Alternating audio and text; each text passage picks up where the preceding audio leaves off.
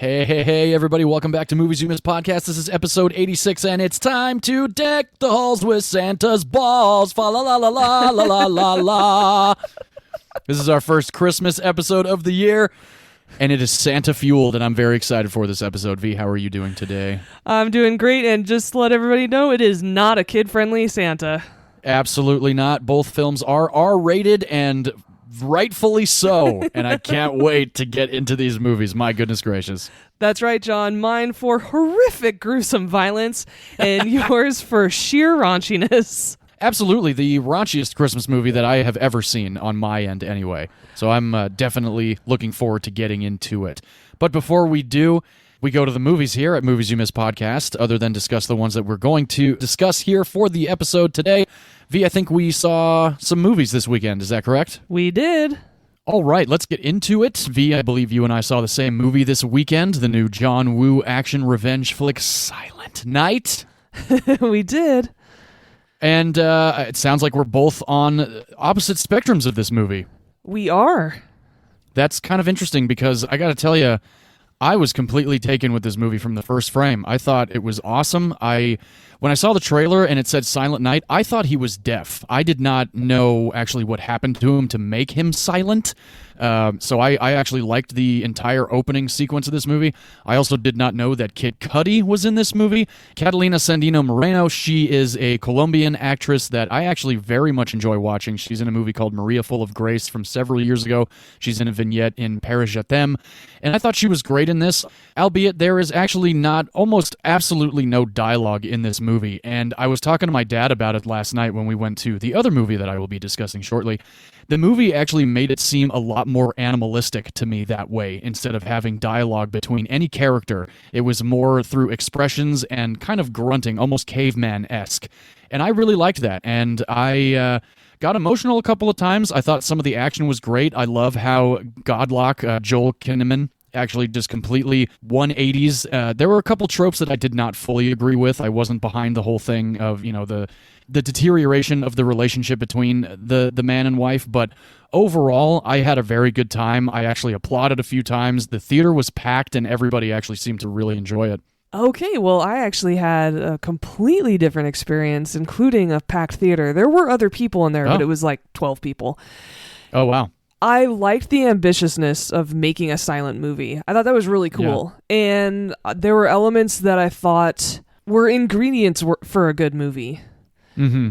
But there were a ton of plot holes, and it just really didn't land with me. I understand that he was a guy out for revenge. It was very much like John Wick, but just not as good. And Joel Kinnaman did a great job. I love him as an actor. He stars in The Killing, the AMC show, for anybody who's seen that before. Oh, okay. He's been around for a while. He's also the military guy in the original Suicide Squad movie that sucked so hard. Oh, okay. Other than that, though, it just really fell flat. I thought it was a bit ridiculous. I did like that they showed how he was this normal guy and he had to work up to getting good at doing anything, really. Physicality, right. Driving a car. Yeah. And I really liked that montage a lot, that it wasn't just he was automatically good at this revenge thing. That was really cool because he was an everyday man. But at the same time, it just seemed a bit ridiculous to me. And again, there were a lot of plot holes that I was like, wait, what? Why is this happening now? Or how could he possibly do this? Or how did he get here? Or how did he find these people? And so for me, there were just so many gaps in this whole movie. At the end, it was completely implausible to me, and so it took me out of it. Interesting. And that's the main reason I didn't like it, as well as it just being a very straightforward action movie. I mean, there weren't any subplots in it. No, there weren't. I guess in a way I suspended disbelief also, and I think that might have been where I had the most fun. I was just kind of like, okay, I buy the fact that he took pictures of these guys. Right. So I thought every now and then, like some of the research that he did before he tried to go take down the head honcho, I thought it made sense. Yeah, I'm just thinking you can't go out on the street and ask anybody questions, right? Right. So he can't find him that way.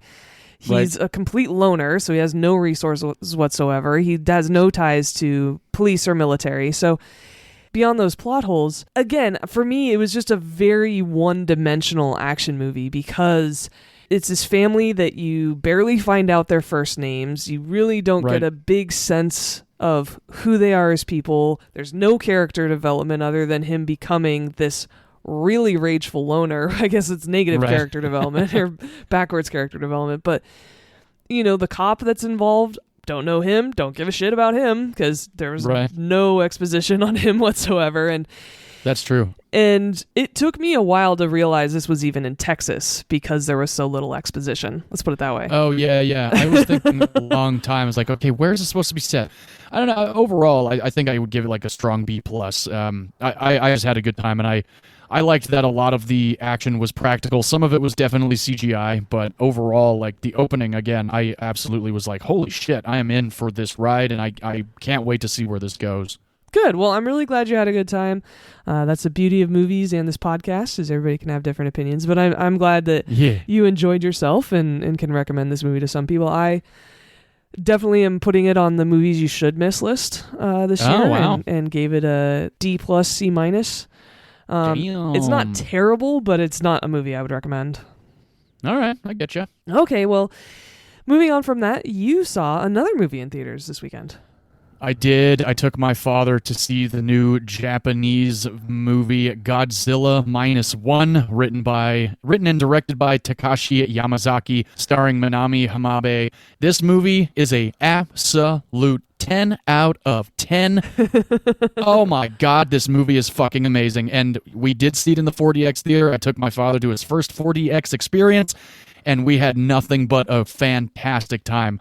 It's set in the post-World War II era, and my God, this movie is 2 hours of absolute fucking fantastic acting, amazing score, cinematography. It's in Japanese, so if you don't mind reading subtitles, jump on it. See this movie as soon as you can. It is so fucking fantastic. I'm so glad to hear that. I've been hearing nothing but wonderful things about this movie. Oh, yeah, me too. And this is a complete standalone Godzilla movie. I haven't seen any of the newer Godzilla movies in like the last 20 plus years out of Japan. I've seen the OG, of course, Gojira. This is a standalone origin Godzilla movie, and it's just so badass. The way that they track through time in this movie is so awesome. Like, I definitely will be seeing this movie again in theaters. Cool. Yeah, I recommend everybody see it, even if you've never seen a Godzilla movie. Even if you've seen the new Godzilla movies with Bryan Cranston and Aaron Taylor Johnson and Vera Farmiga, absolutely 10 out of 10. My dad loved it. The theater loved it. Great, great movie. Good. I'm so glad that it's doing well and that everybody's raving about it, and it only had a $15 million budget. No way. Yeah. Oh, my gosh. Well, I do love creature features, so I'll give it a shot. Oh, I think you're going to have a great time. Good. All right. Well, those are the movies that we saw in theaters this week. Go give them a watch if you're interested. Yes. We like to say keep theaters alive, keep going to the movies, and keep physical media alive as well. I'm sure a lot of you have heard that Best Buy is going to no longer be selling physical media in the year 2024, and that is an absolute travesty and complete bullshit.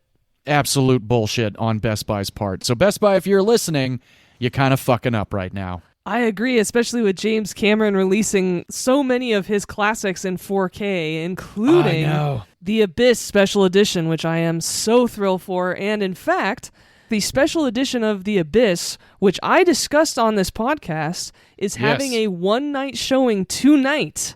And I am so excited to go and watch that with my father this evening. That is so true. I believe that I will also be there as well. That's going to be a really good time. I'm so excited. I just love that James Cameron is doing that, similar to like he did last year with his re-release of Avatar in the 4K presentation, which was amazing. And V, you and I got to enjoy that with my wife in the 4DX theater, which is still one of the greatest experiences of Avatar that I've ever had. Wholeheartedly agree, buddy. Sweet. Without further ado, I think it's time to kill some bad guys, V. What do you say? Similar to last year with your Die Hard episode. The bad guys are getting taken down. It's become my Christmas tradition. I love it. I love it. As many of you know, I'm not a huge fan of Christmas movies. Not because I'm Scrooge or anything like that, but just because we didn't have that kind of movie marathon when I was growing up in my house, it was really the one movie Christmas Eve, which was Christmas Vacation. There you go. Which all of you can listen to. It was our last episode of the year last year when I picked that one. And so in a similar vein, I picked a newer movie. In fact, this movie came out in December of 2022. So it was last year when we were discussing all our other Christmas movies. This movie came out. Yes. I saw it on streaming because I thought that it had actually premiered on streaming, and that's where it was. In fact, it did have a small theatrical release. It just wasn't advertised, so I didn't know any better. Oh, yeah. I only saw one trailer for it in the theaters last year, and I planned to see it, but it only lasted like 2 weeks. Exactly. So I saw it on Peacock where it premiered. I had a great time, so much so, in fact, that a couple weeks later when I saw my sister around Christmas time, I had her and her boyfriend watch it with me because I knew they'd love it, and I had a great time watching it for the second time, even though it hadn't been that long. And I'm talking about 2022's David Harbour, John Leguizamo, Beverly D'Angelo starring Violent Night. Yeah. And John, you'd never seen this movie before. No, I didn't get a chance to see it in theaters, and I actually put it off for an entire year because you instructed me to, because it would be your pick for the beginning of this year's Christmas movies. That's right. I did ask you to hold off and not watch it until this episode, so thank you so much, sir, for I doing waited that. a year to watch a movie, everybody. And that's very unlike me because I would be like, I'm going to watch it anyway, and I'll just rewatch it. No, I'm glad I waited. It was well worth the wait. But I do wish that I had seen this in theaters. This is an absolute theatrical movie. Which that part wasn't my fault, right? No, not at all. Not at all. Just making sure. Making sure our audience knows too. So let's get into Violent Night. It is a presentation of Santa as the worst rendition of Santa I've ever seen other than your movie. Oh. Santa is a complete degenerate. Yes. He is not a good person. Because he's been beaten down by this world and is completely cynical now. He has no more Christmas joy, no more hope, and he's lost his ho-ho-ho. Yeah. This movie opens up in a bar in England with a couple Santas drinking beer. And this does not seem like the mall Santa you want to run into. Definitely not. And he's lamenting how awful his life is. But he's dropping a couple of comments that are a little confusing because he talks about how he can't even remember when he started doing this, and he doesn't have one of those fake store-bought beers on either. He finally leaves and goes outside and promptly pukes. Oh, yeah. Which is how your movie starts, too. Very similar beginnings. Yes, absolutely. That was the funny thing. When I started watching Violent Night, I was like, okay, well, both of our movies start very similarly, and I started thinking when watching yours, because I start with your movie and then end with mine, that the writers and director were big fans of my choice this week. Must have been, because your choice definitely came out before mine, and that's the same order I always go in. I watch mine first and yours second. Oh, is that right? Oh, interesting. I know you've mentioned that before, but I actually took it the other way, because when I was like, oh, I watch yours first and then mine, you're like, oh, I do the same thing. Yeah, exactly. Like, you do the same thing, but wait, you mean you watch mine last or first? Because I watch mine last so I can have mine a little bit more in my brain. Mm-hmm. Interesting. All right, well, cool. But Santa leaves this bar by walking up to a group of reindeer and getting in a sleigh and literally flying off into the night. That was the best part of the movie for me, because when I remember seeing this trailer and being like, okay, this is actually an R-rated true Santa Claus movie instead of like, oh, he's a mall Santa and he decides to be the savior of the day, if you will. Exactly. This is the real Santa. Yeah. And he's just been doing his job too long and is really tired of all our Amazon buying, video game cash grabbing bullshit. This guy's burnt out, and we see that as he continues on his way throughout the evening, delivering presents, and he walks up to one Christmas tree, and it has all Amazon boxes surrounding it, and he gets super pissed. Yeah. Which I thought was perfect, and I agree. Oh, yeah. At the same time, we get introduced to this very wealthy family. This husband and wife take their young daughter to his mother's house, which is a compound, including security guard. Oh, yeah. So you can tell automatically that these people have a shit ton of money. Absolutely. Yeah. They can buy anything they want. And we get introduced to this family pretty well because very quickly we realize all of these people are just awful. Oh, yeah. I'll never get over the fact that you grew up like this. My therapist says I'll never get over it either. I need a drink. Hi, Linda. Hey. How's it going, Alpha? You gained weight. Looks good on you, though. Thank you. What's up, limp dick? I got great feelings about this Christmas. You want to know why? Yeah. Because I think this is the year that Mom's going to kick herself upstairs and choose one of us to start running the show. And I got to tell you, Jason, that I'm gunning for your ass. What would a Lightstone family Christmas be without groveling and infighting? I'm sorry about my sister. Okay, I'm behind. Catch me up on all the hot goss. Well, you remember Bert, my sister's pride and joy? Yo, this is the Bert Locker living that fling live on Christmas Eve. Hashtag blessed. He just got what I can only assume will be his first of many sexual harassment accusations. Mom paid off the school. Now the gymnasium is named after us. Of course she did. What about Tragic Mike? He might actually be a decent actor. He's been doing an Oscar-worthy job of pretending to find my sister appealing. Now he wants Mom to find a film for him. So funny. And I love that it's the girl from Righteous Gemstones. Yes, Edie Patterson. She is so funny in everything she does, including this film. Oh, hell yeah. She's great. And in the film, she's married to this guy who's a very movie star, I think. Yeah, similar to like Steven Seagal and the guys that have been on, in the movies that like have gone straight to the Sci-Fi Channel and stuff like that, like just garbage movies. Straight to DVD, as I still like to call them. There you go, the bargain bin at the gas station. Yes, and her husband is played by Cam Giannet, and he plays a guy named Morgan Steele. So classic. And you all would recognize him from not only Twilight movies, because he plays James in the first one, but that was immediately where I recognized him from. of course, right? But also, and much more importantly, he is in Easy A, one of my picks with Emma Stone in it. That's right. The repeat senior who is Amanda Bynes' boyfriend. Oh, that's right. Yes.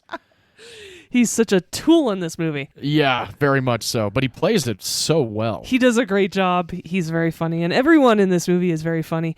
And you really don't like this family. But unfortunately, a group of mercenaries actually break in and take over their compound. And they are completely indiscriminate. They kill everyone but the family. And so right off the bat, in the first couple of minutes of this movie, it really sets the tone. And this movie is very violent. Yes, it is. Hence the title. Violent Night. And this is actually around the same time that Santa is dropping off some presents at this family's home. Well, mansion. Yeah. But he looks at his list, which is awesome. This very beautiful, magical list that he pulls out during the movie, right? Yeah, it's like an Elder Scroll type of a deal. It's very cool. It is, and it's very lit up and gorgeous. And the young girl that we're introduced to first, her name's Trudy. She's actually a good kid. She is on his nice list, and so he's there to deliver presents to her because she still believes. And he overhears this compound being taken over, and so he goes and hides. And at first he's like, fuck this, I'm getting out of here. Yeah. But as he's battling one of the mercenaries, it actually spooks his reindeer on the roof and they ditch him. That's right.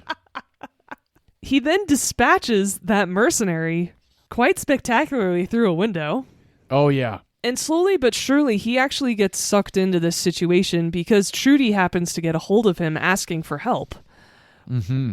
And their communication throughout this movie is so sweet and really provides a lot of heart to this movie, too. Oh, yeah, I completely agree. I like how that exposition starts to build up between both of them. And so now Santa's roped into this situation, and it turns out, like a lot of the very traditional mythologies of Santa Claus, this guy is old as hell, but more importantly, was a Viking. Yes. And Santa's starting to get pretty pissed at these guys. And so he decides to just start fucking their shit up. Hell yeah. And does it spectacularly. And this is just a blood-fueled action fest of a movie. Definitely. And so now the rest of the story is this Santa Claus against all of these mercenaries. Oh, so awesome. I'm so glad you liked it. It is so fun. I was laughing because it was so awesome. And oh, yeah. Those times in an action movie where it's just so satisfying you have to laugh. Or hell yeah. There's a little physical comedy involved in the violence are some of my favorite movies. It's definitely one of my favorite subgenres. Absolutely, yeah. No, this was a complete blast from beginning to end. And I really enjoyed David Harbour as Santa Claus. He does a fantastic job. Oh, he was great. I have written him off for many years because of the whole Stranger Things thing. I just was not a big fan of Stranger Things, so I never really went out of my way to see a movie with David Harbour until I wanted to go see Gran Turismo, and he blew me away in that movie. And now I will pretty much watch anything that David Harbour's in, so I'm glad that he was the lead in this and brought so much exposition to fucking Santa Claus. Yes. You know, like, it was so awesome. The flashbacks when he's a Viking, awesome. The tattoos, awesome. And just his agility, oh, just so, and pun intended, killer. Even when he's reminiscing about his wife, he brings so much emotion into his role. You can't help but love the guy. Definitely. And so, it's actually great that you waited a year to watch this movie because you had to watch Gran Turismo first in order to give him a chance. There you go. There you go. It worked out. It all worked out. And there's some good subplots in this movie that make it more than just your run-of-the-mill action movie. Mm-hmm. The family dynamic, what the mercenaries are there for, how they're trying to get help. All of these things really add to this story. And even Scrooge's, because all the mercenaries have code names, which is a lot of fun. Gingerbread, Krampus. Yes, the I like named that. Scrooge. Oh, that was great. And why he's so angry and why he hates Christmas. There's just so many things that go into it that are so much fun, including their ode to Home Alone. Oh my goodness gracious. Absolutely fan-fucking-tastic. I think it's my favorite scene of the whole movie. It's one of mine, absolutely. The whole thing was executed so well. Because at one point, Trudy is able to escape these mercenaries, and I would say she's, 10? Yeah, I would say you're pretty much on the nose with that one. And she escapes to the attic, and she is on the walkie-talkie with Santa and says, "Hey, I've seen Home Alone. I'm going to get these guys." And so she sets up all these booby traps, but they are the most twisted R-rated booby traps that you could think of Home Alone. Hell yeah. Yeah, basically, if Home Alone actually went a couple extra miles, this would be how Kevin McAllister would have taken out the Wet Bandits. Yes, if Home Alone was R-rated, it would be this. Hell yeah. And there's some homage to several different classic Christmas movies, Home Alone, as I mentioned, but also Die Hard. At one point, Santa's trying to pull things out of his magic bag, similar to Mary Poppins or the classic Santa bag. It is magic. It's awesome. And he keeps pulling fucking video games out of his sack. He's trying to look for some sort of weapon. So good. And at one point he goes, "Doesn't anyone ask for a baseball bat anymore?" Yeah. And one of the comments he makes is, "Oh man, Die Hard on Blu-ray." And he throws it away because it's not helpful. And I'm like, yes. So good. Thank you for that call out. So that is Violent Night. It is fueled by blood, cynicism, and a lot of comedy, and I'm so glad you had a good time with it. I really did. I asked my wife if she wanted to watch it with me, and she thought it was a horror movie because of the name. So when the movie ended and we were walking the dogs, I was just like adrenaline fueled, completely elated. I had been laughing for 2 hours and just screaming at the screen because some of these kills were so fucking brutal. And Amy's like, "What's the movie about?" I'm like, "Oh, this Santa Claus comes and kills a bunch of mercenaries in a mansion." She goes, "Oh, it sounds like a horror movie." I'm like, No. The mercenaries take this family hostage, so Santa Claus has to save them. She goes, "Oh, that sounds interesting." I'm like, "Yeah, we should watch it." She goes, "No, I don't want to." I'm like, "All right, fine." She would have hated it because it's so bloody. I think you're right. I think she would not have enjoyed it very much. But yeah, I had a great time. I'm a Beverly D'Angelo fan, of course. Christmas Vacation, the vacation movies. Loved her in Entourage. And Leguizamo, we've discussed multiple times on this show, and I love that he was the head of the mercenaries. He brought a lot of he was actually pretty terrifying at a couple moments, I gotta be honest. I haven't seen him that way, I think, since Spawn, which is interesting to say, because he played the clown in Spawn, and there was a very demonic character. But I really liked his approach, and I love Edie Patterson. If anybody's seen The Righteous Gemstones, she is the sister of the Gemstones. She is so hysterical in anything she does, and she was perfect in this movie. All around, like 2 thumbs up. It ended, and I needed the 4K immediately. Like, I want this in my collection, absolutely. Nice. I'm so glad to hear that. And yes, this family is so toxic. And thank you for mentioning Entourage, because I'd been trying to place where I'd seen Beverly D'Angelo be such a ball-busting bitch. And she was cussing, and I was like, I know I've heard her cuss before, and it's obviously not the vacation movies. And thank you for mentioning Entourage. That's exactly where I saw her as well in this type of role. She's Ari's partner, right? Yeah, she played Barbara Miller, his partner in the agent world, and she was awesome in Entourage. So good. She was such a great counterpart for Ari Gold. She really was. So, God, she's got some range. Oh, hell yeah, she does. And she's the matriarch of this family, and they're all sycophants towards her. It's so awful and toxic. And so much so that not only does her son name his daughter Gertrude after her, but Edie Patterson, her daughter, names her boy Bertrude. Yeah. Her mom to try to curry favor. And at one point, the daughter and son are arguing. I think your brother's up to something. No. I just decided to let you guys have all the fun sucking up to Mom today. Please, you are King Suck Up. You named your kid Gertrude. No, but you named your son Bertrude. Okay. Sorry, Bert, but that's not a real name. Sorry, Linda. We can't all be lucky enough to have daughters. Mom, I can hear you. They're so I love awful. the whole back and forth between the brother and sister. And even, Edie Patterson's son, he was such a typical TikTok douchebag that I was like, God, he is everything I hate about TikTok and content these days. Yeah, but my gosh. Yeah, oh yeah, that's right. Yo, what's up, guys, in my family mansion here and there. Just insufferable. That is such a perfect word for it. And so throughout a lot of this movie, you're like, does he really need to save these people? Right, yeah, exactly. Save Trudy and her mom and dad, but everybody else can go by way of violent death. Yes, everybody else sucks.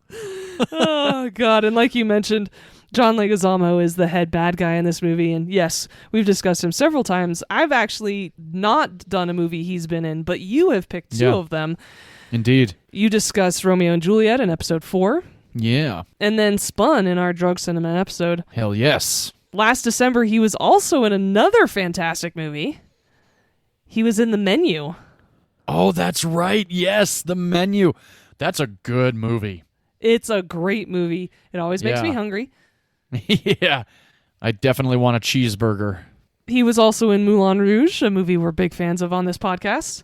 Hell yeah. He voices Sid in Ice Age, the goofy-looking thing in Ice Age. The sloth, the goofy-looking thing, the sloth. That's what it is. I always forget what he's supposed to be. My wife loves that movie because of the sloth and his character. My wife's spirit animal is a sloth. He's actually really cute in that movie. Oh, yeah. He also is in the John Wick series. That's right, he is. Yes, he plays Aurelio, the car mechanic, and that scene is one of my favorites in the entire movie. Oh, yeah. I love that moment so much. Give me John Wick and then John Wick 4. I don't need the 2 in the middle. Nothing against Halle Berry, but the 2 and 3 just were very forgettable for me. Yes, I agree. They were very forgettable, and I would argue just give me John Wick. All right. I could argue with that one, too. And as we mentioned, David Harbour plays Santa Claus. Yes. Gran Turismo was the film he was in this year. A surprisingly good film for me. Damn good movie. I was pleasantly surprised with it. I highly recommend it. Yeah, I completely was taken aback. The cast is fantastic, and Neil Blomkamp killed it. Awesome race sequences. Yes, I agree. He also plays the dad in Black Widow. Oh, interesting. I haven't seen Black Widow, and I love me some ScarJo. Maybe I got to check that one out. Rachel Weisz is the mom in the movie, too. No. Yeah. All right, I'm sold. I'm in. And I Florence watch it Pugh's in it. No way. Yeah. Wow. Yeah, that's one I got to go back to and check out. That one came out after Endgame? It did, which is why it didn't garner a whole lot of interest, because everybody already knew what happened to Black Widow, so we're like, who fucking cares? Do we need an origin story after what? Yeah, I mean, think it's that's, late that for might an have been what origin took me out of story. it. Yeah. Yeah, absolutely. But it's now on Disney+. All right, well, and it'll likely be in 4K. Yes, and he also plays the sheriff in Stranger Things, as you mentioned. I only ever watched the first season of that show. Same. And then he was also in the remake of Hellboy. That's right. He played Hellboy, which I never saw, and this is nothing against David Harbour. I just did not think that we needed a resurgence of Hellboy so early after. But, I say early. The first Hellboy came out some time ago, but it's just so goddamn good. You don't need to fuck with perfection, in my opinion. I've said it before. Yes. But, now that I like Harbour, maybe I'll give it a shot. Just give it a shot. You do not remake a Ron Perlman, Guillermo del Toro Hellboy movie. Ever. I completely agree. I agree. And the two writers who are a writing team who wrote this movie, not household names. I hadn't heard of them. It's Josh Miller and Pat Casey. But the reason I bring them up is because they also wrote Sonic the Hedgehog 1 and 2. Oh, awesome. I love the Sonic the Hedgehog movies. I know. That's why I had to mention it, because I knew you were a fan. Yeah, definitely. Kelly McCormick is one of the producers, and I wanted to mention her because she's produced some amazing films, and she actually is a bit of a producing partner with David Leitch, who is also a producer on this film. So Kelly McCormick and David Leitch, producers on this film. Kelly produced Atomic Blonde. My pick for episode 2. Yes. Deadpool 2. Oh, snap. Hobbs and Shaw. Okay. Nobody. I gotta see Nobody. Oh, my God. How have you not seen that movie? It's so fucking good. Haven't gotten around to it. I know Bob Odenkirk. I gotta check it out. I think I might just make you sit down and watch it the next time I come over. That's fine with me. Cool. I've met him once, very briefly, at Griffith Park Observatory hiking trails. He was with his dog. And it was right around when Better Call Saul came out. And I was like, hey, man, I'm a big fan. And he's just like, thanks. And just kept walking. That was it. But I was like, dude. And, he's actually in Wayne's World 2 also. He's from Wilmette. That's right. Takes me 40 minutes door to door. I love his comedy, especially when he and David Cross pair up. He's been around a long time, and there are a lot of films that you'll watch nowadays and be like, holy shit. Oh, yeah, definitely. Kelly also produced Bullet Train last year. Oh, very cool. So David Leitch, we've mentioned him in passing on the show. We haven't picked any of his movies, but speaking of John Wick, David Leitch produced and directed it. Oh, sweet. He's a former stuntman. I've got tons of respect for him. I love that he's transitioned into directing and producing, especially because the movies he does are awesome, and I'm usually a huge fan of them. He produced Nobody as well. Nice. He produced and directed Bullet Train. Oh, hell yeah. He directed Hobbs and Shaw. He directed Deadpool 2. Jesus. And he directed Atomic Blonde. Oh my fucking God. Well, I've seen all those movies, and they're all fucking awesome. Well, right? Hobbs and Shaw is okay. It's okay. But other than that, yeah. Yeah. David Leitch. Fucking A. Badass Deadpool 2, director. I love Deadpool 2. I love both Deadpools. You really can't go wrong with Deadpool at all. I think they're great. But number 2, I was very, very surprised at how good it was. I was surprised at how funny it was and how fresh it felt. Yeah. So back to Violent Nights. There's a couple of pieces of trivia, not too many, but one that I thought that you would get a kick out of. Okay. The mercenaries come in through the catering company that's hired for this Christmas event, Christmas dinner for this family at the beginning of this movie. And the logo on the truck is called Farkas and Dill. Uh-huh. And those are the bullies in A Christmas Story? Oh my gosh, that's right. Scud Farkas. That's amazing. What a cool nod. As a lot of you know, I'm actually not a fan of A Christmas Story, but I know John is, so I wanted to mention that. You know what's interesting? There's a lot of people that are not fans of that movie, and I just don't understand why. I've also been watching that movie since I could remember, so I think it's just engraved in my brain. Also, my father loves it. My grandparents loved it. It was a yearly tradition. It still is in my house. I watch it by myself every year because Amy is not a fan of that movie either. But the cool thing is I've actually worked with Scott Farkas in the past on a movie. So I was, That's awesome. yeah, I've got a picture of me and Zach Ward. Really cool dude. completely owns the fact that he was in that movie and loves the fact that he was in that movie. He's not one of those actors that was like, yeah, I was in that movie, I don't want to talk about it. He answered all my questions. He was really, really cool. Yeah, he was a very cool dude. That's good. I like when actors aren't totally burnt out on the one film that made them super famous that fans always mention. I personally, whenever I talk to an actor, I really like to mention a random film they've been in. For example, with John Leguizamo, we would talk about Spun or something, right? Yes. We wouldn't talk about Romeo and Juliet or Moulin Rouge.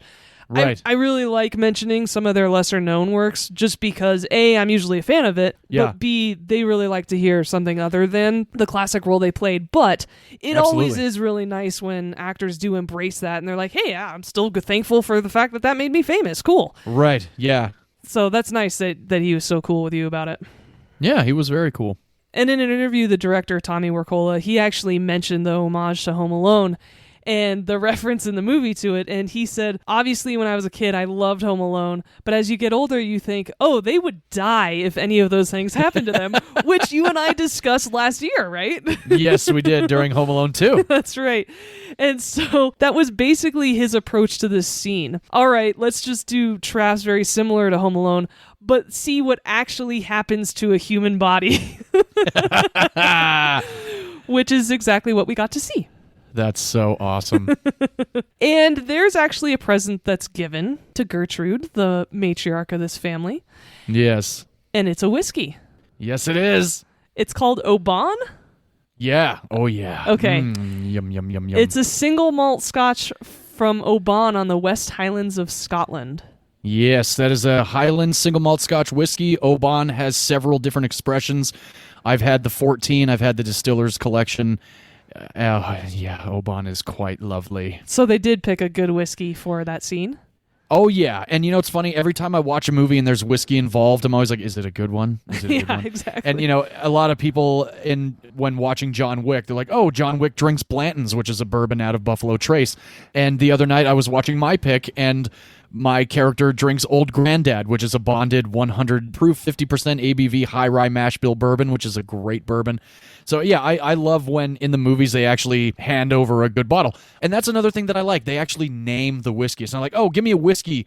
You know, like you see all these movies like, oh, and of course, we've gotten into that discussion before about it being, you know, rights and stuff like that and using the name, etc.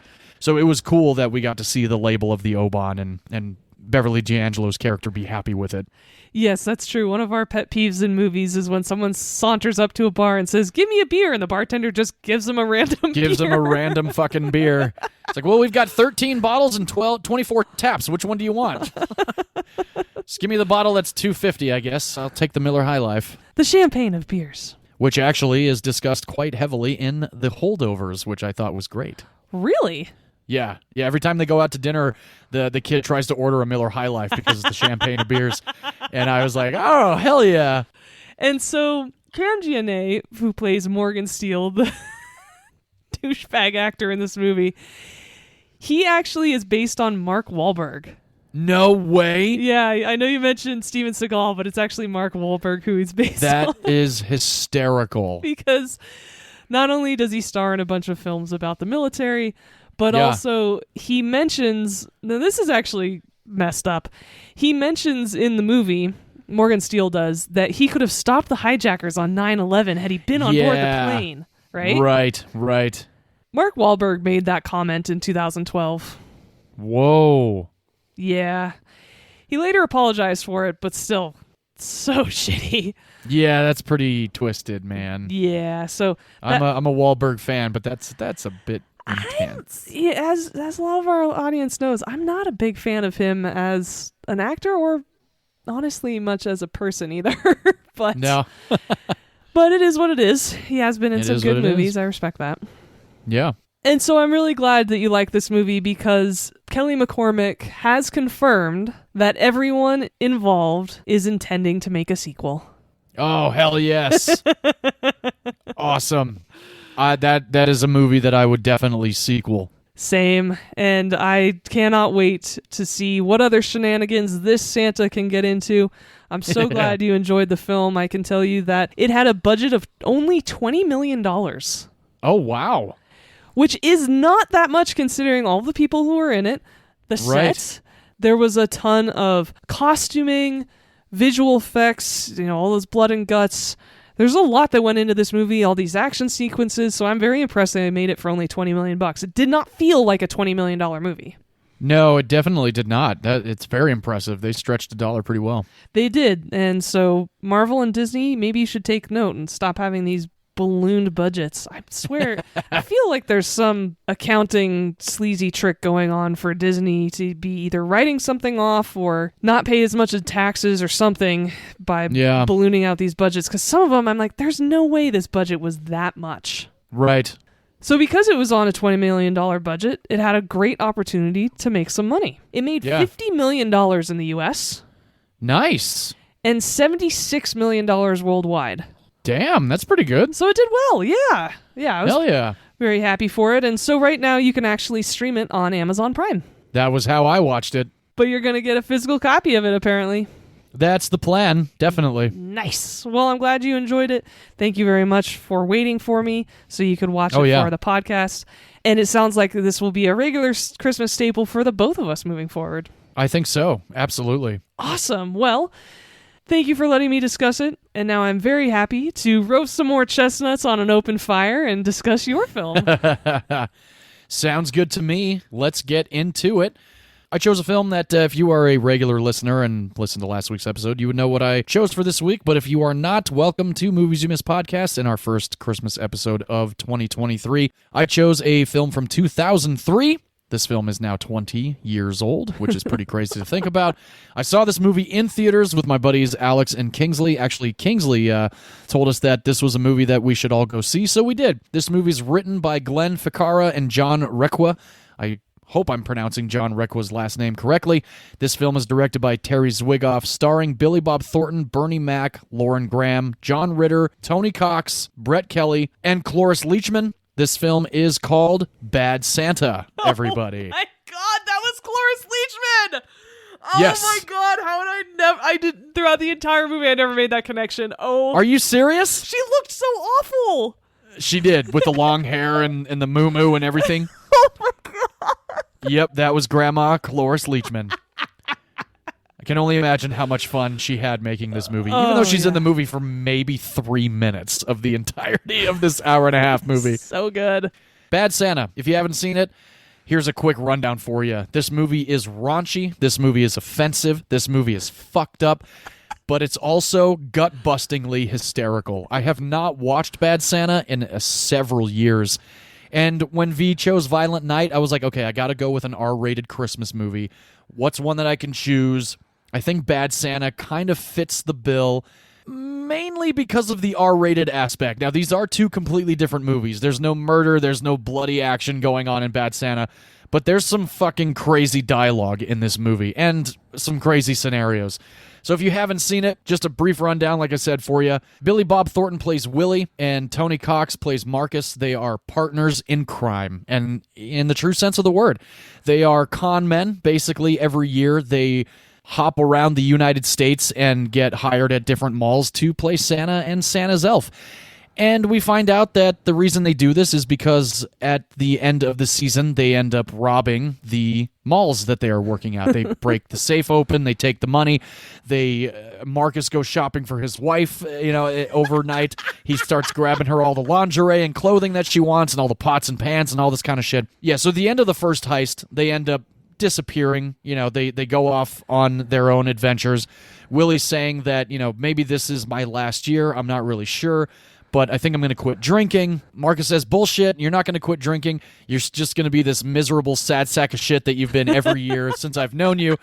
And when I call you, you're going to be doing backflips because you're going to be ready to get back on this Santa Claus train. Lo and behold, we meet Willie a year later, but we meet him in a different kind of scenario. He's behind a bar, he's making a drink. He actually looks clean cut. He looks like he's doing pretty well until the bartender comes up and tells him to get the fuck out of behind his bar. So what does he do? He does what everybody I think in their right mind would do if you're a raging alcoholic. You suck down the drink as quickly as possible and then you run away. So Marcus, of course, ends up calling Willie, saying he's got a new mall for him. And Willie's, of course, down to, do one last fucking heist of a mall in the United States. So they reconvene. They start pitching themselves to this mall that, Willie is Santa Claus, Marcus is the elf, and John Ritter is the guy that they are actually pitching this to. He plays Bob Chapesca, and rest in peace, John Ritter. This was actually his final film that he ever made. Yeah, very, very sad. If anybody remembers him, he starred on 8 Simple Rules for Dating My Teenage Daughter, which starred Katie Sagal and Kaley Cuoco very early on in Kaley Cuoco's career. I watched that show up until actually John Ritter died. When he died, my family and I stopped watching the show because it just didn't have the same pizzazz. And it's very unfortunate that he passed away because it was a great show and he was a great actor. He's also famously in Three's Company. Oh, that's right. Yeah, I never actually watched Three's Company. That was him and Suzanne Summers? Suzanne Summers, yeah, who actually also just passed away, I believe, this year. Oh, shit, you're right. Just a couple months ago. Yeah, pretty crazy. Yeah, so Bob Chapesca ends up hiring Willie and Marcus because Willie comes with a little person, and that's who Tony Cox is, and he's, if you don't recognize him by name, most famously, he is Mr. Parker in Friday, the Ice Cube movie, also starring Bernie Mac. If you've ever seen Friday, Bernie Mac, rest in peace as well, is in this movie. He plays the head of mall security. So at one point or another, Bob Chapesca gets a little weary about hiring Willie, and he goes to Jin, who is Bernie Mac's character's name, and starts kind of listing off these things that he's not the biggest fan of Willie about. The fact that he swears a bunch, he's very, very intoxicated most of the time that they see him. And Jin's like, is he swearing in front of the kids? Is he drunk in front of the kids? Is he doing this? Is he doing that? And Bob's like, no, not really. He goes, all right, well, find me some dirt on him when he actually does this and we'll fire his ass. So continuing on into the story of this movie, while Willie is playing Santa Claus at this mall, he meets this kid named Thurman Merman, who is played by Brett Kelly, who hasn't been in a whole lot, but if you've seen Trick or Treat, which is actually my wife's favorite horror comedy we watch every year, he is in Trick or Treat. He's in a handful of other movies. He's in another movie called Unaccompanied Minors. He plays Thurman Merman, who is this loner kid, lives with his grandmother because his mom is unfortunately passed away, and his dad is away on vacation. Little does he know that his dad is actually in prison for embezzlement, so grandma's taking care of Thurman Merman. So Thurman Merman ends up befriending Willie, just basically because he believes in Santa and he thinks that Willie is Santa Claus, so he really won't leave him alone. To the point where Willie's like, you know what, I'm gonna drive this kid home, see where he lives, and then he basically kind of moves in to Thurman Merman's house, sleeps in his dad's room, eats all the food, but he still does kind of make the food for Thurman Merman. There's a little bit of a sweet aspect to Willie once Thurman Merman comes into his life because, of course, Thurman, is this dumpy, unfortunate loner that kind of gets picked on, and Willie kind of comes to his aid more times than one, which I think is very entertaining in this movie. Yes, it certainly gives this irredeemable character an opportunity because Billy Bob Thornton's character, Willie, is one of the most horrible pieces of shit I've ever seen in a movie. Yeah, he's terrible. He's terrible. He's constantly drunk. He hates his job, so of course anytime a kid comes on his lap, he's like, what do you want? Get off my lap. And of course, anytime a kid leaves, he takes a shot of his bourbon that he's got in his pocket. And Marcus is the sober one. Marcus is the one that's like, dude, you're too shit-faced, man. What are you doing? You're going to get us fired. We can't get fired. We got to rob this fucking mall at some point before the season's over. I got to get my wife her new pots and pans and et cetera, et cetera. And Marcus, who's played by Tony Cox, I recognized him from Me, Myself, and Irene. Oh, that's right. He is in Me, Myself, and Irene. That's right. Oh, man. That movie's actually very entertaining, too. It is. So for the rest of the movie, basically Willie and Marcus are trying to evade not only the authorities, but Jin, played by Bernie Mac, because, again, he's the head of security of the mall. And even though he starts to become a good guy with Thurman Merman, he's still a just horrible human being. At one point, he's finally, he hates himself as much as everybody else does. And one point, he tells Marcus, I beat up some kids today. I finally feel pretty good about myself. I love that sequence. Yes, he does go on a bit of a rampage and beats the shit out of the kids that have been fucking with Thurman Merman. And I remember seeing that in theaters, and me and my buddies, like, we all actually kind of started applauding during that moment. We were like, fuck yeah. And then, yeah, in the locker room, and he's like, made me feel real good about myself. And he goes, you are a sad sack of human, or something like that. Whatever Marcus says to him. But, at the same time, like, who in their right mind... bullies. Yeah, you hate fucking bullies.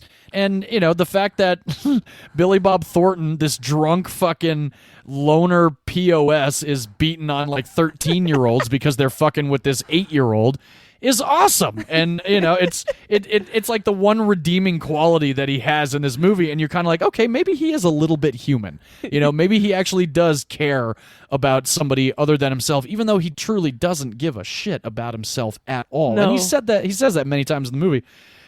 Beyond all of that, with Bob Chipeska and Jen basically trying to find something to throw him out and fire him for, they just can't find the right thing, even though Willie is having sex with women in the women's big and tall section. And another thing, Octavia Spencer is in this movie, by the way.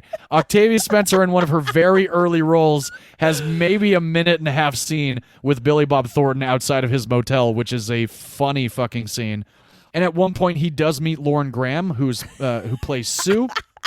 He's at a bar drinking, and she is the bartender. She just kind of is like, hey, can I buy you a drink? And he goes, oh, yeah. One of my favorite parts of the movie that I caught on to watching it this time around is she picks up his shot glass and smells it. She goes, ooh, old granddad. And I'm like, oh, shit. She knows what he's drinking just based off the nose. Mm-hmm. I love that, and I am a big fan of Old Granddad bonded high rye mash bourbon. That is some fantastic bourbon. $23 a bottle.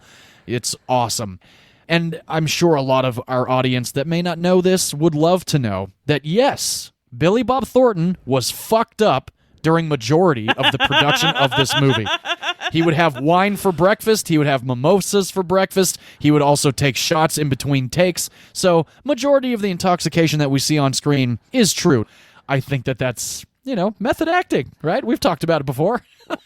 We love alcoholic method acting on this show. Oh, yeah. And Lauren Graham, of course, because this movie is as twisted as it is, she's got this Santa fetish, which is why she starts hooking up with him. Oh, yeah. It's ridiculous. And, it's funny. This was actually the first time that I had seen her, because I had not seen or even heard of Gilmore Girls at the time. So I remember seeing this movie and being like, oh, damn, she's kind of hot. And then I would go home and my parents were watching Gilmore Girls and I was like, oh, shit. And I've actually not met Lauren Graham, but I saw her many times when I would be on the Warner Brothers lot on my lunch break when I was an editor over there. The Gilmore Girls set, her house, actually, the interior of her house was right across the street from the commissary. So I would see her and Alexis Bledel quite a bit in and out of stage while I was on my lunch. So that was pretty neat. And she was very beautiful in person. Awesome. Yeah. So that's Bad Santa, basically. And poor John Ritter is one of the only good people in this movie. Yes. One of my favorite scenes about midway through the movie is when he tries to fire them. Oh, yeah. And yes. Billy Bob Thornton pulls every card out of his deck to try to prevent them being fired, and it's great. It is. That's actually a very great moment, yeah. It won't happen again, I can promise you that. Willie here has low blood sugar, that's all. That's right, I forgot to take my pill. It's not just the swearing. Forgive me for prying, but did one of you, fornicate? Fornicate? Yes, with a heavy-set woman in the big and tall dressing room. Look, I've boned a lot of fat chicks in my time, sure. But as far as I can recall, I've never fornicated anybody. Yes, well, even still, I think it's best for all parties considered if we... If we what? Well, I have someone else interested in the position. Before you do something stupid, you may want to think about this shit. What are you talking about? I'm talking about firing a little black midget. Colored, African-American, small person. That's what I'm talking about. I'm talking about your face all over goddamn USA Today is what I'm talking about. I'm talking about 150 of these little motherfuckers all over the sidewalk out there. That's what I'm talking about. Little picket signs, chanting and raving, and using little bullhorns and shit like that. Screaming and hollering your name out. Unfair practices. Get me? No. This is not a handicap thing. I have nothing against you people. You people? Did you hear that, Marcus? He said, you people. You people. Who the hell is us people? Wait, no. You don't What? No. I think it's best if we just forget we had this conversation. Okay. Good thinking. And don't worry about us. We'll be fine. Let's get the hell out of here, Marcus. I just think the whole cast of this movie just meshed so well together. I don't know why they made a sequel. I only lasted about 10, 15 minutes in the sequel, but it was really just not worth making a sequel for. This was a good standalone movie, I felt like. The only clip I've ever seen of the sequel is Kathy Bates in it, and when she's out trying to collect change with him. That's the only clip I've ever seen. I was like, well, that's pretty funny, but no, I never saw the sequel, and yeah, it wasn't good. It's too bad to hear. And, we do like to discuss trivia here on Movies You Miss podcast, and I've got a handful of things that I would definitely like to discuss beyond the fact that this was John Ritter's final performance in a feature film and that Billy Bob Thornton was pretty much drunk throughout making this movie. Tony Cox ad-libbed a lot of his lines, which is great. It feels supernatural. not supernatural, but feels very natural. I really like that aspect.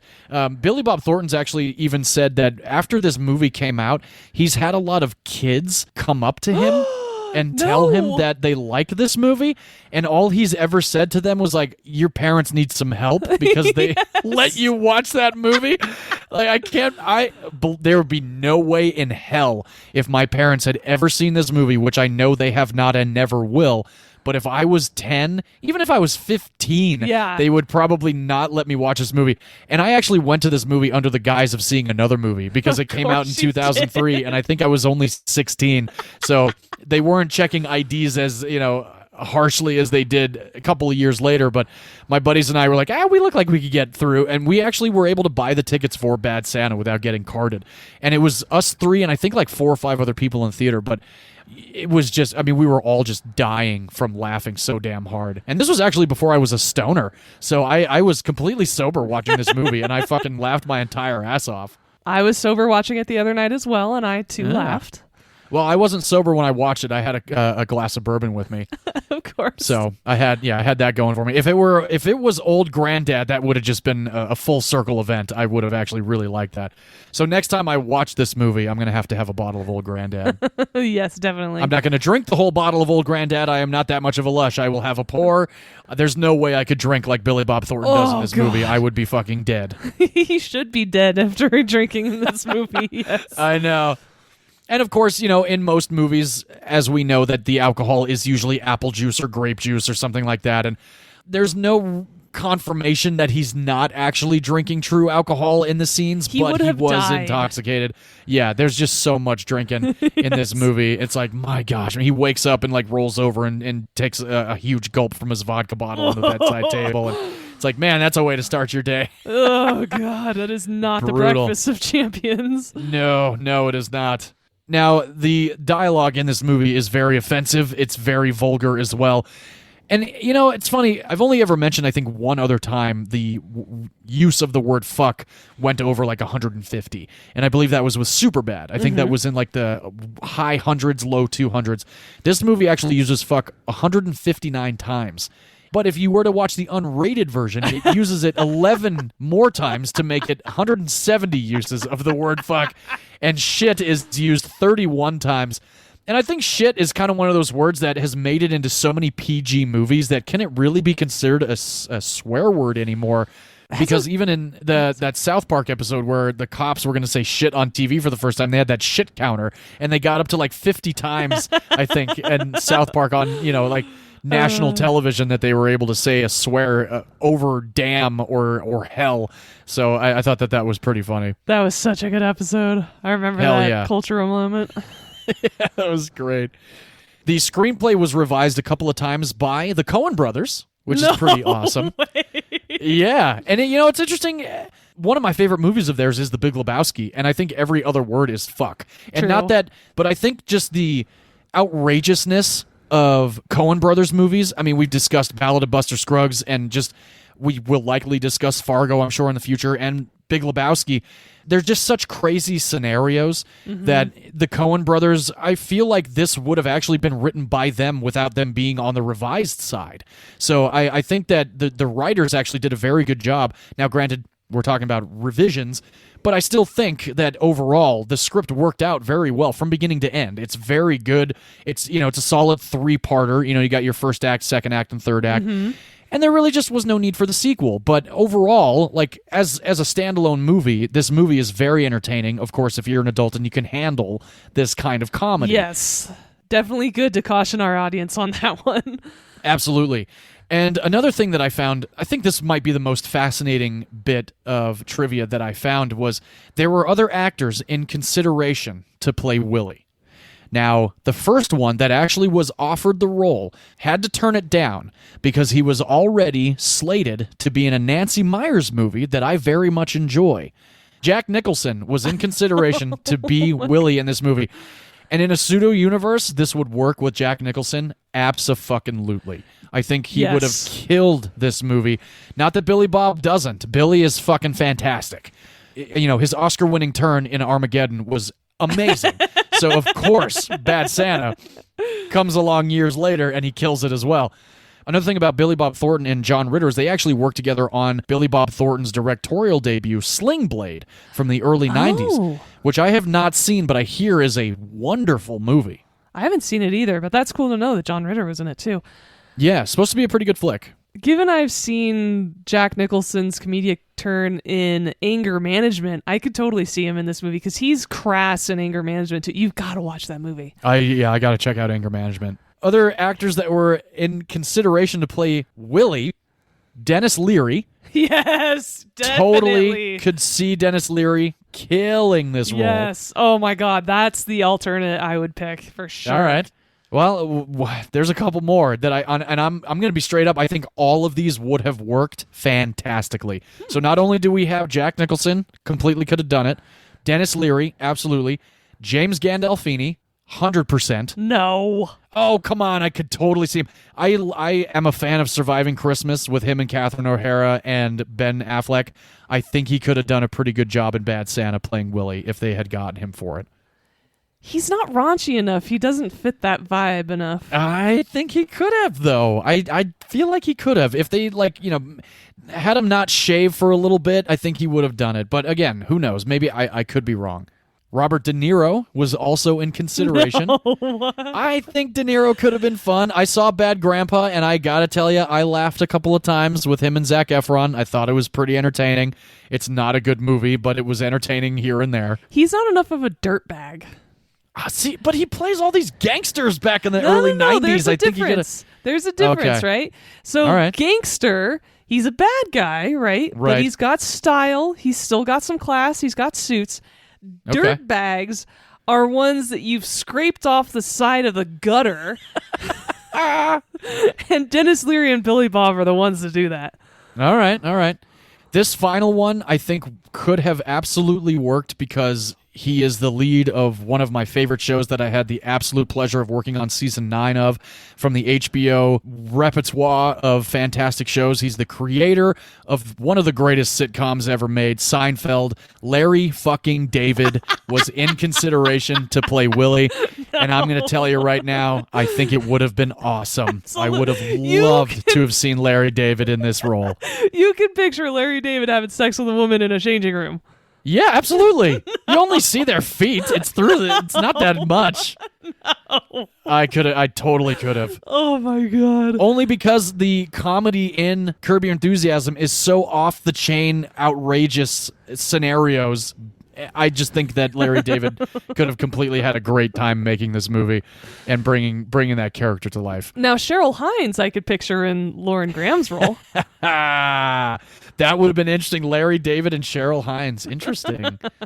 or Cheryl Hines and Billy Bob Thornton. That could have worked. That's what I'm thinking. All right. There was another director that actually was brought in to do some new scenes. He did not get credit for it, but the scenes made it into the movie. Todd Phillips, the director of Joker and The Hangover, was brought in to direct the scenes where Willie teaches Thurman Merman how to fight in the boxing rink. And I love that scene so much. Oh, so great. And the scene where Willie destroys the advent calendar were both directed by Todd Phillips. Those are two very good scenes in that movie. Definitely. Now, we mentioned Cloris Leachman was in this movie, but she did not have a very large role, but she plays Grandma, and every time she's on screen, she says that she'll make you some sandwiches.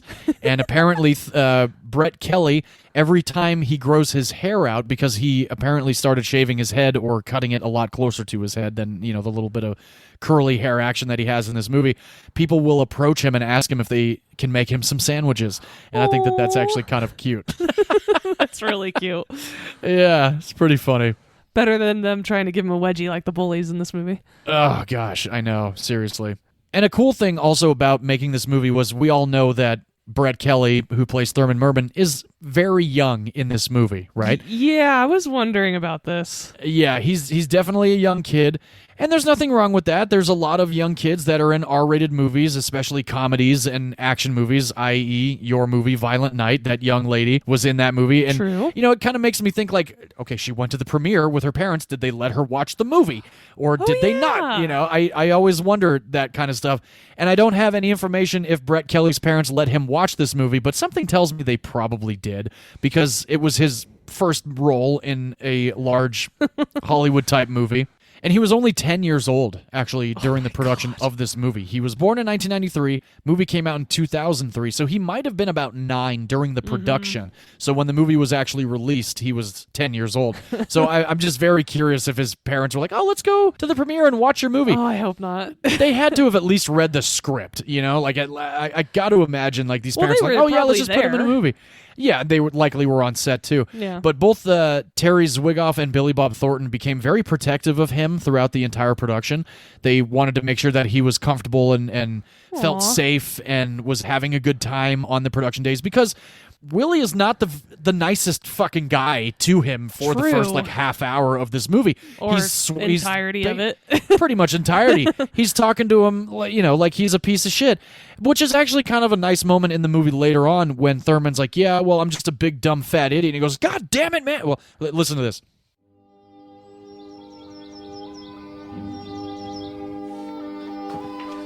Santa! God damn it. Whoa, shit. Want to see my report card? Scared the holy shit out of me. Think I did good? How would I know? I haven't seen the fucking thing yet. Who the fuck is Thurman? Is that you? Is your name Thurman? Yeah. Thurman Merman? Yeah. Jesus. So you think I did good?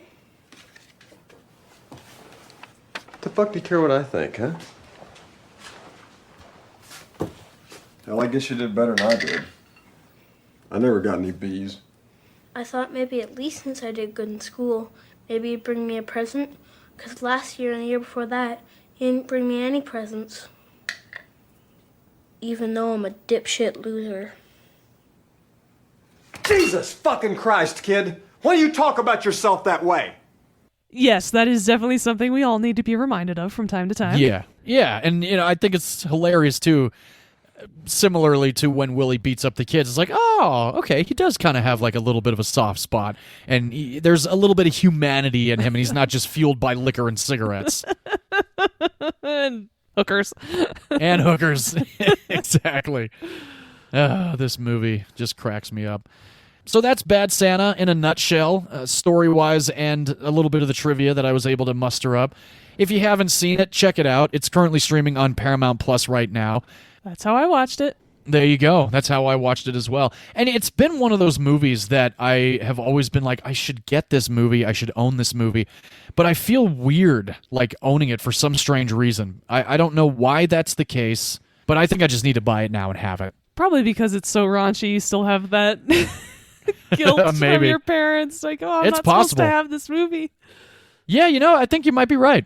So let's get into the budget a little bit for this movie. $23 million for this film, which is pretty intense, I got to be honest. I really was not anticipating it to be that high. Mainly, Whoa. yeah, I guess I guess everybody was paid very well, on top of the fact that they used true locations. The mall is actually a true mall. This was not a built set or anything like that. It's the Del Alamo Fashion Center down in Torrance, California. Now, if you've ever been to Torrance, Torrance is a fucking shitty city. And I think it actually kind of works out. No, I'm not sorry. I had to drive down there a lot to shoot some fucking shit. And I was like, God damn it, we're going to fucking Torrance again. That always sucked so bad. I can't believe that this movie, 20 years before mine was made, had a larger budget. Mine only had $20 million. Yours was a $23 million movie. $23 million. And it had less action in it as well. Oh, yeah, for sure. There's a couple of stunts. There's some action sequences, but nothing as over the top as your film. Yeah. The opening weekend gross was $12.5 million, which is pretty good. Yeah. My buddies and I contributed to that. The U.S. gross ended up being $60 million, which is pretty good.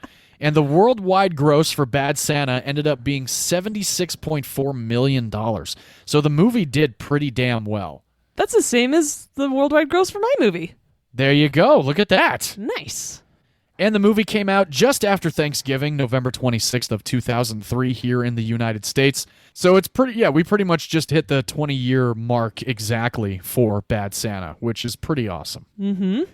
Now, we have discussed the year 2003 before in the past year, going all the way back to episode 10 with my pick of Big Fish for our Father's Day episode. So, V, I'm curious if you might be able to guess the highest grossing film of 2003. It is a pick of yours on this podcast. Oh, shit. Yeah, it's a Pixar film. Oh, right. It's Finding Nemo. Finding Nemo, absolutely. $339 million in the domestic box office. Highest grossing film in the United States that year. Second highest grossing, Curse of the Black Pearl, Pirates of the Caribbean. Third highest grossing, The Matrix Reloaded, which is a sequel that exists in the Matrix movies. Yeah, the only good thing about that movie is the car chase. Yes, exactly. The whole freeway sequence is amazing. The fourth highest grossing film, the Oscar winner of that year, The Return of the King from The Lord of the Rings. Well deserved. Indeed. Fifth highest grossing film, a favorite of mine, starring Jim Carrey and Morgan Freeman and Jennifer Aniston, Bruce Almighty. And Steve Carell. The sixth highest grossing film, a fantastic sequel that I will likely choose next time we do a sequel episode. X2, the sequel to the first X-Men film. Oh, that movie is such an amazing sequel and does not get discussed enough when people talk about the best sequels ever made. I completely agree. I love X2. I think it is so badass. The seventh highest grossing film, a Will Ferrell favorite of just about everybody on the planet, and if you don't like it, then there's something clearly fucking wrong with you. Elf coming in at number 7. The eighth highest grossing film, Chicago, which I love and also saw in theaters. The ninth highest grossing film, Terminator 3, Rise of the Machines. I don't hate that movie. I only saw it the one time. I guess I got to see it again. I remember seeing it in theaters and walking out being like, meh, that was all right. Yeah, Nick Stahl and Claire Danes were pretty good in it. Okay, well, I'll have to give it another shot. The 10th highest grossing film of 2003, another excellent sequel starring Will Smith and Martin Lawrence, directed by Michael Bay, Bad Boys 2. I actually prefer that to the original. I do as well, but I do love the original. Yeah, Bad Boys 2 is fucking awesome. Speaking of amazing car chase scenes. Hell yes, another freeway amazing action sequence. That movie is just action sequence on top of action sequence. So yeah, Bad Boys 2 is a great movie. The 12th highest grossing film, a film you've been telling me I need to watch with Jack Nicholson and Adam Sandler, Anger Management. Oh, there you go. Yeah. The 17th highest grossing film, a fantastic movie that I have still only seen once but remember loving the hell out of it, Jeff Bridges and Tobey Maguire in Seabiscuit. Oh, God, that movie's so good. It makes me cry every time I watch it. Yeah, I remember that one being very, very good. The 27th highest grossing film, Catch Me If You Can, Steven Spielberg, Tom Hanks, and Leonardo DiCaprio. Oh, I like that one. But apparently V does not. It's okay. It's just all right. Not any of their best work. Oh, gotcha. All right. I can agree with you on that. It's a fun movie. Yeah. The 33rd highest grossing film, a favorite Russell Crowe movie of mine, directed by Peter Weir, Master and Commander, The Far Side of the World. God damn, that movie's so good and more people need to watch it. So good. Hell yeah, they do. Completely agree. 35th highest grossing film, School of Rock, with Jack Black, directed by Richard Linklater. Mm-hmm. Number 37, another Will Ferrell favorite of mine and I'm sure the world, Old School, which is a great comedy. Oh, that movie's great. It definitely is. 38th highest grossing film, Kill Bill Volume 1. Oh, God, one of my favorite Tarantino movies. It's a great one. I haven't watched that one in a long time, but I do like Kill Bill Volume 1 and Volume 2. I was more of a Volume 2 fan, but I do like Volume 1 quite a bit. Same. Sweet. 44th highest grossing film. So Jack Nicholson did all right. He's had Anger Management, and now Something's Gotta Give coming in at number 44, highest grossing films of 2003. So congrats to him. Which is a film you're a big fan of. Very big fan of, indeed. The 50th highest grossing film, a Robert Rodriguez cavalcade of people. Antonio Banderas, Selma Hayek, Eva Mendes, Johnny Depp, Once Upon a Time in Mexico. Another great sequel. I saw that movie in theaters. Hell yeah, so did I. I saw it in IMAX, actually, and I loved the hell out of it. Yeah, it was great. 53rd highest grossing film, a movie that cuts you to the core with Sean Penn, Kevin Bacon, Laura Linney, and Tim Robbins' Mystic River, directed by Clint Eastwood. Great, great movie. Yes. My mother took me to see that movie. I remember being like, I want to see Mystic River. I really didn't know anything about it, but my mom was like, let's go see Mystic River. And like halfway through, I'm like, holy fuck. I can't breathe. Like, this movie is so fucked up. Brutal movie. Great, great movie, though. Mm-hmm. The 56th highest grossing film, John Cusack and Amanda Peet in Identity. If you haven't seen that movie, awesome, awesome thriller. I haven't. Oh, it's great. 57th highest grossing film, Underworld, with Kate Beckinsale, who we just discussed very recently with my pick of Serendipity. The 65th highest grossing film, my pick for the finality of our first round of horror films, 28 Days Later, starring Cillian Murphy, directed by Danny Boyle. Nice. One of my most favorite horror films of all time. Mm-hmm. The 100th highest grossing film of 2003, which was a movie that I did not anticipate liking but really loved and still need to watch again because I haven't seen since theaters, John Travolta and Samuel L. Jackson in Basic. Yeah, I haven't seen it since theaters either, but it was good. I remember loving the hell out of that movie. Yeah. And the 54th highest grossing movie coming in at $52 million, starring all the people that I just mentioned while discussing Bad Santa. Bad Santa, everybody, scratching the top 55 and top 100. Nice. So that is my second go-around of the year 2003. That is my first raunchy Christmas movie, and that is Bad Santa. And like I mentioned before, if you would like to stream it, it is currently on Paramount+. If you can handle raunchy comedy, give it a shot. It is a blast. Wholeheartedly agree. Sweet. And V, I'm curious, would you watch Violent Night with your grandmother? No. Yeah, I didn't think so. There's no sex in it, but there is a bit of cussing, not as much as your film at all. Right. It's mostly very gory violence by Santa Claus. Santa taking names. And John, would you watch Bad Santa with your grandma? Oh, at least twice. I already did. Yeah. Oh my God! No, I'm kidding. No, Okay, no. good. Grandma would not have enjoyed Bad Santa. Good. No way. Nope. If my parents had even heard the first 5 minutes of Bad Santa, they would tell me to turn it off. Their heads would have exploded. Yeah. I don't think anyone under the age of 17 should watch your movie. Oh, I completely agree. Okay, yeah, good. Completely agree. 17 and above. I think it was scratching the NC-17 threshold. I think it just needed a bit more nudity, and they would have had it. I think you're right. Sweet. Well, that seems to be our wrap-up for our first Christmas episode here at Movies You Missed Podcast with episode 86 for Violent Night and Bad Santa. Thank you guys so much for joining us. And V, would you like to tell everybody what our next Christmas selection will be for next week? I'd be happy to. We are doing another episode of The Christmas Carol. Yeah. For those of you who've been with us since last year, you know that John picked a Muppet Christmas Carol and I picked a Charlie Brown Christmas. We are doing a full Christmas Carol episode now because now I've actually seen a couple of iterations of that story. And so for next week, I picked, once again, a very recent Christmas movie. Yeah. Some of you are probably seeing a trend here. It's because I just recently have been getting into Christmas films. I picked last year's Christmas Carol iteration starring Will Ferrell and Ryan Reynolds. This is Spirited. Nice. I've only seen it one time, and I'm very much looking forward to revisiting that one. Good. I have seen it twice and loved it both times, and you can all watch it if you have an Apple TV subscription. Sweet. That is how I will check it out. And John, which telling of the Christmas Carol did you pick this year? I chose one from 2009 that is actually a motion capture version starring Jim Carrey and Gary Oldman and Colin Firth. This is adapted by, of course, the Charles Dickens novel. Adapted by Robert Zemeckis, directed by Robert Zemeckis. This is A Christmas Carol, everybody. And you can currently stream this on Amazon Prime if you would like to follow along with us. Nice. I had no idea Gary Oldman was in that movie. Yeah, he's awesome. I'm very much excited to introduce you to this one. I like it quite a bit. Great. Well, I'm looking forward to see it for the first time. Sweet!